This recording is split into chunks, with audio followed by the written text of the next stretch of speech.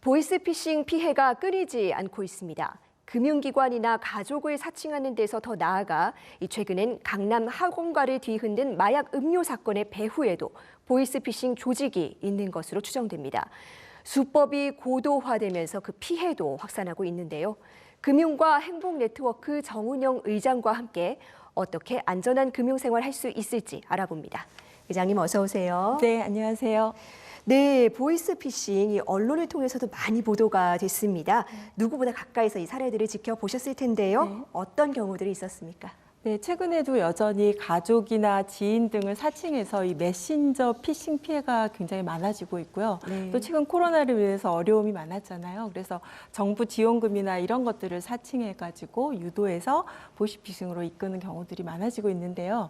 최근에 한 2가지 정도 사례를 좀 살펴보면요. 네. 이제 81세 어르신이었는데요.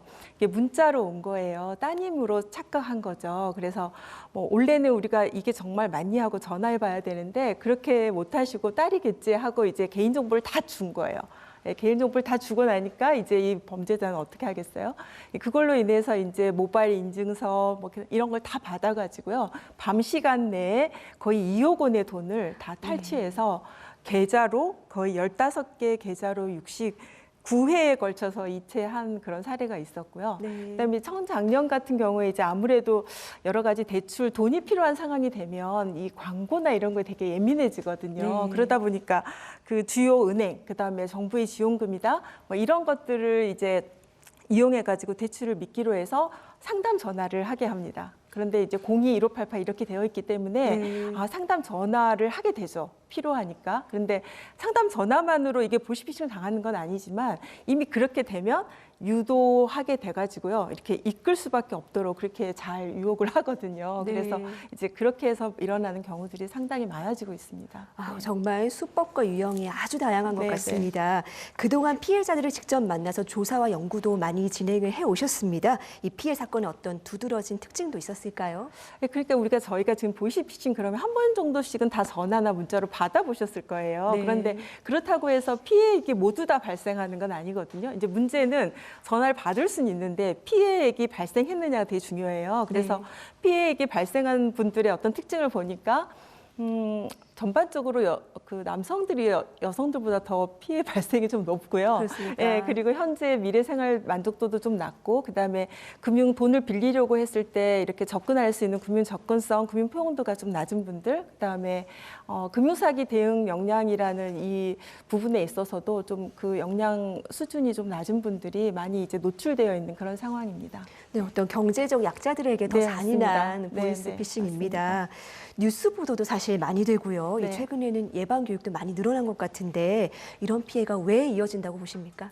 뭐 많이 되고 교육도 많이 되어 있다고 하지만 사실 네. 부족하다고 보는 거고요. 예, 네. 그렇게 부족하다고 보는 거고, 그런데 이제 왜 이런 게 당하느냐라고 하는 거를 저희가 좀 이제 심층적으로 그 이제 질적 분석을 통해서 이제 뵙고 이렇게 나눠보니까 의외로 이제 나에게 이런 일이 발생하지 않을 거라고 생각하는 게 되게 많고요. 그리고 또 그냥 받았는데 나도 모르게 그런 교모함에 빠져서 이제 보이스피싱에 노출됐다라고 하시는 분들이 상당히 많았습니다. 그래서 이게 그 현재 보이스피싱의 발생률과 피해액에 비해서 국민들이 이런 거에 대해서의 어떤 그 체감 온도라고 해야 될까요? 이건 좀 상당히 낮아서 심각성에 대해서 좀 잘 이렇게 크게 느끼지 못하시는 것 같은 그런 상황이라고 보여지고요. 네. 일단 보이스피싱이라고 하는 것은 한 번 당하면 경제적 피해뿐만이 아니라 심리적으로도 굉장히 타격을 많이 입으세요. 그러니까 좀 자괴감 이런 게 빠지셔가지고 빨리 대응을 해야 되는데 그것보다는 내가 왜 이런 걸 당했지? 창피하다는 생각이 더 강해서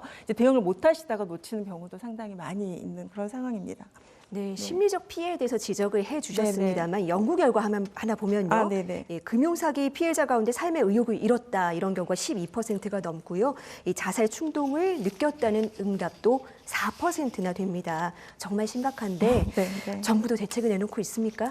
그럼요. 네. 우리나라 최초 전기통신 금융사기라고 하는 게 이제 법적 용어로 되면서 2006년 6월부터 시작해서 새로운 수법이 계속 진화되고 있으니까 각 부처별로 노력을 많이 하고 있죠. 그런데 네. 이제 각 부처별로 하다 보니까 이게 대응이 유기적이지 못해서 아마 그런 통합 플랫폼들이 좀 필요하다는 의견들이 많아서 제가 알고 있기로 2023년 지금 상반기 중으로 이런 것들을 다 이제 그 모아서 통합 보이스피싱 통합 신고 대응 센터라고 하는 것을 이제 설립을 준비하고 있는 것으로 알고 있습니다. 그렇게 되면 이제 여러 부처에 나눠져 있던 것들이 하나로 통합되면서 국민들이 훨씬 더 대응하거나 뭐 피해를 신청하거나 이런 것들이 좀 용이해지지 않을까라고 기대를 하고 있습니다. 네, 드디어 범정부센터가 설립이 네네. 되는 거네요. 사실 그 신고부터 피해 회복까지 절차가 너무 복잡했는데 네. 참 반가운 소식입니다. 네네. 어떻게 보십니까? 네, 그래서 이제 정확히는 지금 잘 모르겠지만 제가 확인한 바로는 2023년 7월경에 이제 이런 통합센터가 설립이 될 거다 이렇게 지금 나와 있고요. 그러다 보면 이제 가장 중요한 게 부처별로 이제 어디에 접수할까 이제 국민들이 혼돈이 좀 있을 수 있는데 이 번호가 이제 112로 일괄 통합된다고 합니다. 그리고 각 부처별 있던 사이트도 한 개의 사이트로 통합돼서 신고 접수하고 또 처리 절차 이런 것들을 완전히 일원화하는 그런 시스템을 마련한다고 하니까요. 아무래도 뭐 계좌의 지급 정지랄지 그다음에 네.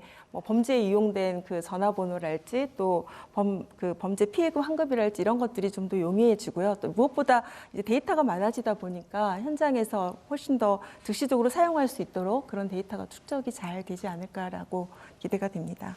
네, 이 피해 회복에 더해서 어떤 금융 소비자를 위한 교육도 강화되어야 네. 되지 네. 않겠습니까? 이 피해를 막을 대책들은 어떤 것들이 있을까요? 뭐 이제 교육도 있고 상담도 있고 이제 뭐 나름대로 다른 나라들도 이렇게 보면요. 이제 법 제도적으로 그다음에 기술적으로 사회 문화적으로 이렇게 여러 차원에서 대응을 하지 뭐 교육만 하거나 법 제도만 하거나 이러진 않는데요. 네.